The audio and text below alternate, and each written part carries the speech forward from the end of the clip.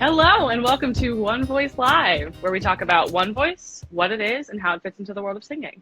I'm your host, Alex Zeto, and I'm joined here by Michael Maresca, creator of One Voice Extraordinaire. And today we are continuing with our series called Changing Our Vocal Perspective. This week we're going to be talking about the idea of being a soprano or a belter. So, Michael Maresca, your story is a lot about being defined by being a baritone and having limited range. I don't identify quite as much with that story, but being this idea of being labeled either a soprano or a belter has been so huge in my story as a singer.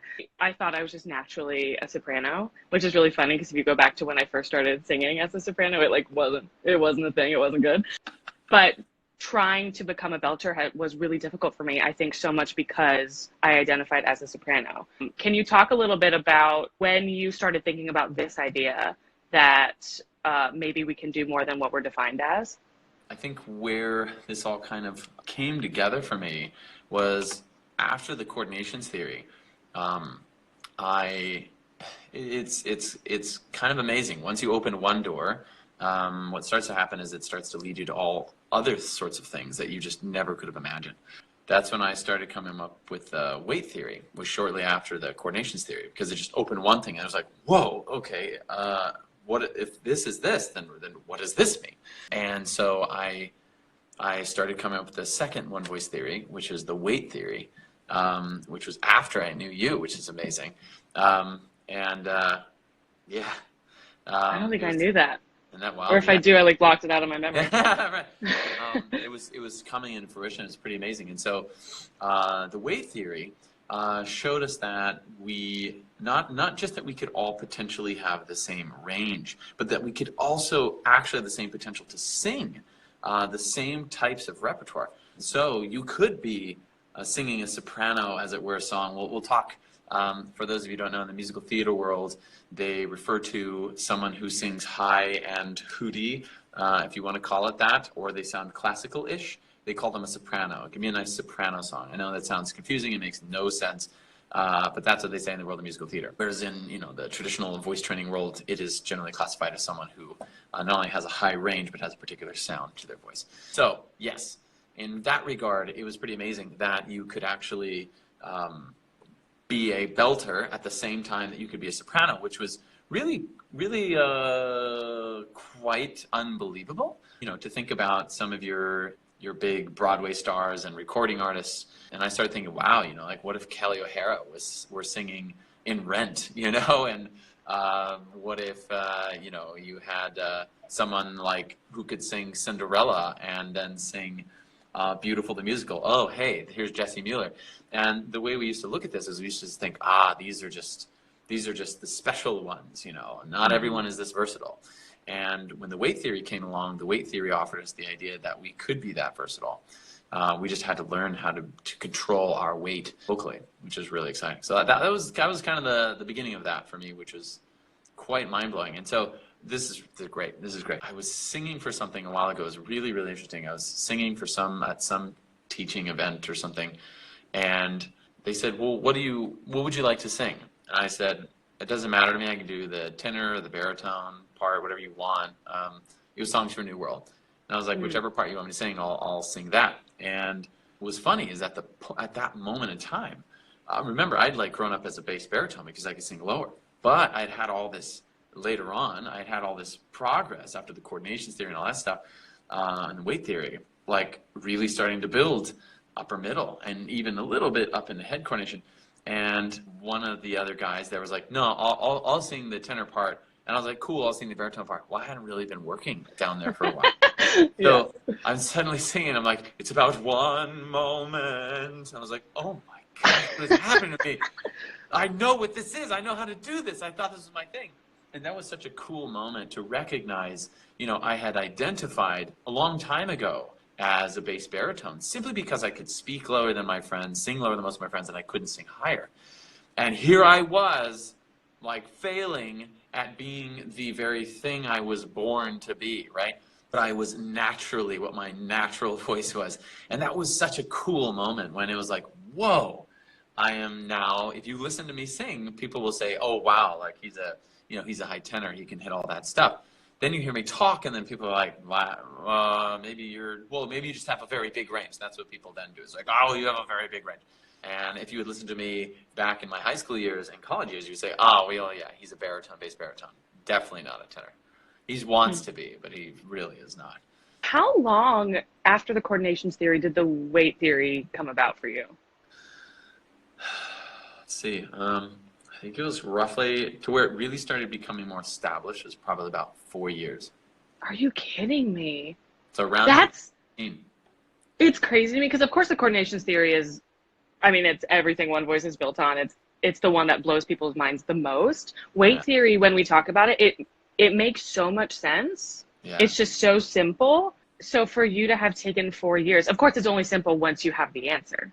It's all clear. Yeah, it's all so clear, like once you see it. I'm just so fascinated by this personally, and for like One Voice nerds out there, can you talk about what those steps were to finalizing, to coming to like, oh, vocal cord intensity, air restriction? Yeah, that was pretty amazing. In fact, it all began with just the notion that there was a change in quality, and then I realized, well, if each of these coordinations is their own thing, then what I hoped was true is that whatever you could do in one, you should be able to do in the next. And that was kind of the first like itch in my brain about like, oh, okay, if you can do this, you can do this. And so I just started trying. And so it was kind of amazing. I've never thought of this until now, which is really lovely. Thank you for this. Is the evolution of how the weight theory became more and more solidified. And to now, what a lot of people know of as the weight S chart that describes what's going on. That also has the term that we came up with, which is called vocal cord intensity.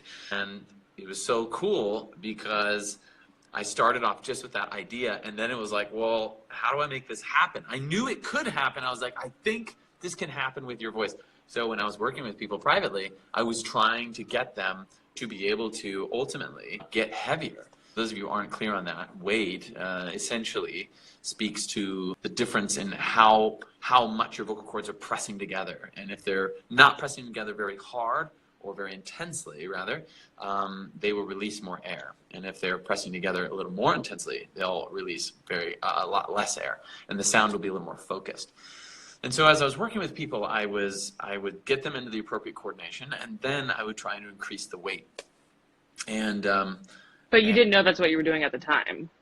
I was trying to. No, I knew that was the thing. That was the idea. I just didn't really know how to do it. So I was like trying all kinds of things. I would do, in fact, an old, even I still use it sometimes, but an old exercise that I came up with was called yelling in middle. And the aim was to get people to actually go for a heavyweight in middle coordination, which most people were really afraid of. And then I did the same thing going up into head coordination, where I'd have people try and literally yell. But it was interesting because people would yell and they're like, oh my gosh, that was so easy, right? And they're yelling and they're like, what is happening? I don't know why I do this so easy, right? What I'd gotten them to do was I'd gotten them to increase their vocal cord intensity. And that was kind of the beginning. And then it was like, all right, what are other tools that I can use to make this happen? And as I started to do more and more of those tools and find more little things like, Yoga Teacher and Valley Girl and all those things, and those had multiple iterations as well, which is interesting. For those of you who have heard some of these, it was like Angry Cat and Ninja and like all these things that it kind of went through iterations with, particularly a heavyweight one. And as I was working through those, then I started noticing different things, which was the tells. How could I tell the difference? What was the difference between heavyweight and lightweight?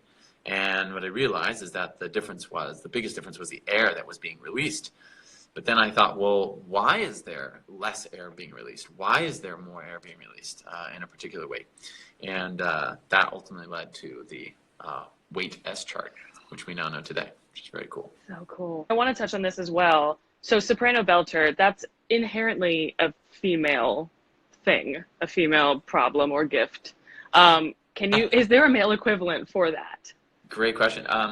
No, as you know, there's no, you're not like a tenor or a belter in the world of being a man, and specifically being a man. not necessarily being male, but being a man, there's certain things within the singing culture that are expected of you. And that is that you never crack. You can crack, but the only time that is worth having is when you are doing some kind of, like stylistic pop thing, Yeah.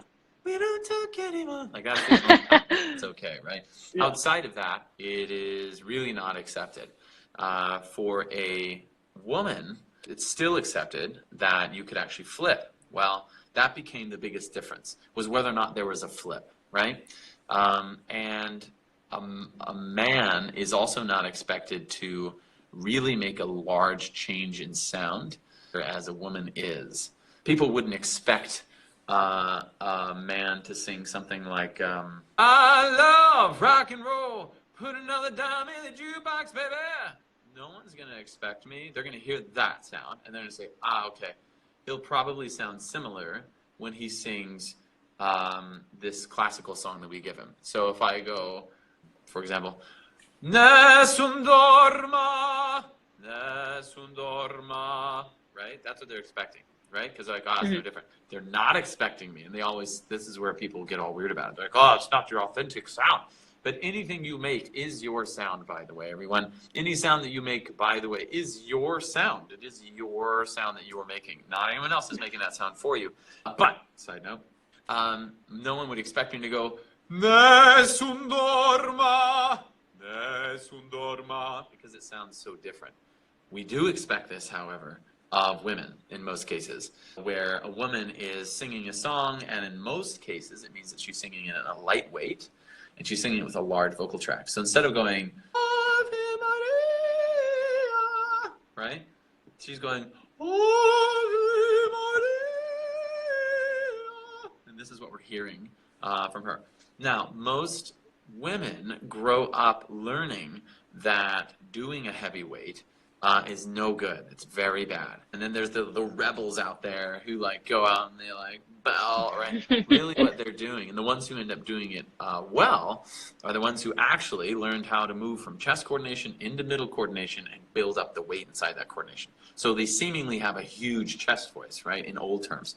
In one voice world, what they've done is go from chest coordination to middle coordination and sustain the weight throughout. So they're known as a belter. Unfortunately, many women, at least 5 years ago, did not have that, were not able to do both weights. And in particular, changed the style as well. And so that was a confusion. And the real confusion there, I think, comes back to our concept in the world of one voice that we call shaping versus creating. And that the creation and the shaping actually got mushed together, and this is what got really confusing. It got confusing that you would actually, with this shape, you would actually have this sound with it as well, this weight, right? But really, you don't have to have that weight with it. You could have this weight if you wanted to, even while you have a large vocal tract. And I think that's where things got a little confusing for the women, is that there was a soprano and then there was a belter, and you were one or the other. But the only difference was simply the weight. The weight was the biggest difference, and some shaping, but the big quality change was the weight. So yes, cool. There is no male equivalent, or no man equivalent, I'll say. Yeah, which is just a stupid societal thing. It has nothing to do with actual anatomy or ability. It's simply a societal thing that we say, men, you have to never break. And then women, yes, you can break, but only in certain styles, and we want it a certain way. So just to clarify, you're saying there physically is an equivalent. Men are just never asked to do it because of societal standards. Correct. In fact, cool. If you were, you would probably be doing more of like what we would consider a counter tenor doing, or a counter baritone.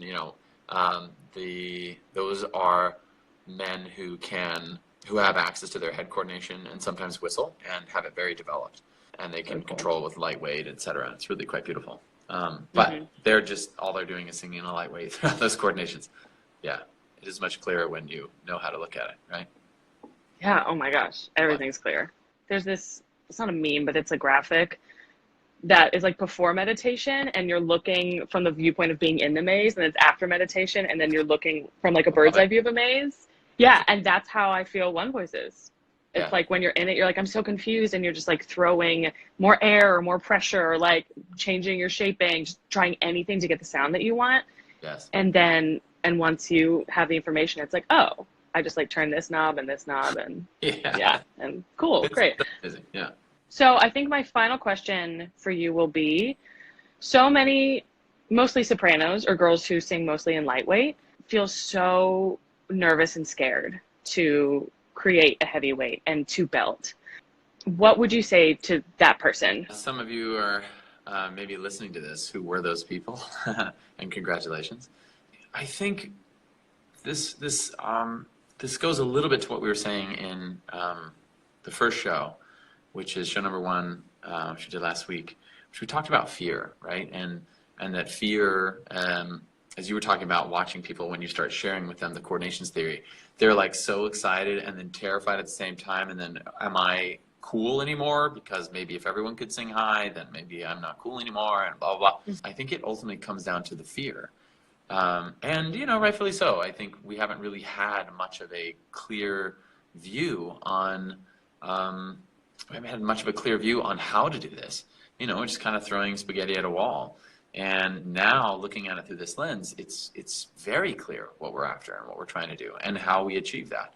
And so I think as being someone who is a soprano, as it were, you do have the potential to belt, as it were, or what we'd say, sing with a heavyweight loud in the world of one voice.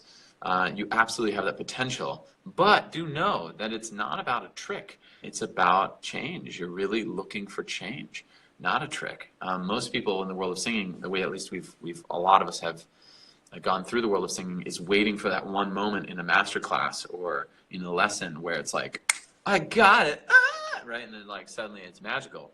Instead, you're going to have that moment and then it will go away. And then you're going to get it again, and you'll be able to sustain it longer. And the aim is that you actually understand what you're doing, that you're actually making change, not just a trick that you could do once and then try and turn it on. You actually want to make change. You want to make it clear for people who are making that journey to starting to learn how to sustain a different weight throughout their coordinations, like a heavyweight. It's going to be a lot of work for you. If you're not used to doing it, it's going to feel like a lot of work. It's going to feel hard.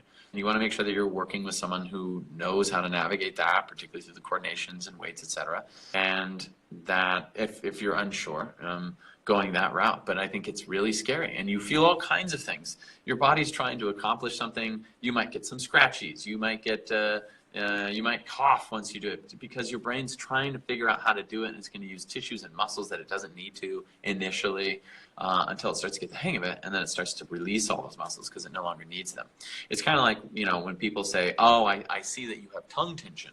I see that you're straining, your head. Put your chin down. Put your chin down. So you guys take a look at this and tell me, because when I was growing up, this is what I did. I would go, Gotta get this stupid kite to fly. And they say, Michael, your chin is going up. I said, gotta get this stupid kite to fly. I said, Michael, your chin's going down. Gotta get this stupid kite to fly. Was it much better? Not really. I had the same tension. I just forced my chin down this time. So the chin, the head, the tongue, all those are symptoms of the actual issue, which is what's going on internally in your larynx. Either you're not in the appropriate coordination, or you're trying to achieve weight with the wrong set of muscles, etc. And so making sure that you have that in place and are focused on that will help you a great deal. Now, on the flip side, I'll add to that. So you've got your sopranos, but then what about the belters who want to learn how to sing the soprano stuff, right? The belters who want to be the sopranos. Really, it's just you being a singer and being able to sing in different styles, different qualities of sound, etc. I'm a belter who wants to be able to be a soprano or sing with a lightweight and a large vocal tract. That's also going to be hard for you. And it's not going to be clean, and it's not going to be easy. So know that as you go through that journey, you're going to start learning what it is to sustain a lightweight, and your body's going to want to get heavy. And for those of you who do that, you belters out there, you probably notice that it's easier for you to belt a song than it is to ever sing it in a legit style or like a soprano. That's something you can also change. The real question is, are you up for the work? Are you up for the task? Are you up for the challenge? And if this is something that you enjoy and love, then go for it. Don't let anything stop you or anyone tell you that you can't do it or no, that's impossible. because you can. All the answers are right in front of you, particularly with the coordinations theory and the weight theory. And on that note, we've had so many students who have been sopranos and are now belters and vice versa. And just to add on to that, students who didn't feel like they were singers and now feel like they can go into a room and say, I'm a singer. It is truly amazing. And kudos to all of those of you who are watching this right now, who are those people who went from being the only sopranos to being belters and sopranos, and to the only belters who suddenly could be sopranos and were booking roles as sopranos. Like it's tremendous. And honestly, the rest of the world will always think that it's impossible because the rest of the world thinks it's impossible already. So you have nothing to lose by going for it. Yeah, truly. Michael, thank you so much for sharing your thoughts and your time. This was fascinating for me to hear the beginnings of weight theory. So cool. Guys, submit your questions to questions.singonevoice.com and we'll start answering those. And we'll see you at the same time, same place next week, Wednesday, 1:30 CT. And we'll be talking about what is the right way to sing. Ooh, Ooh, dun, dun, dun, dun. such a good one. Okay, we'll see you guys then.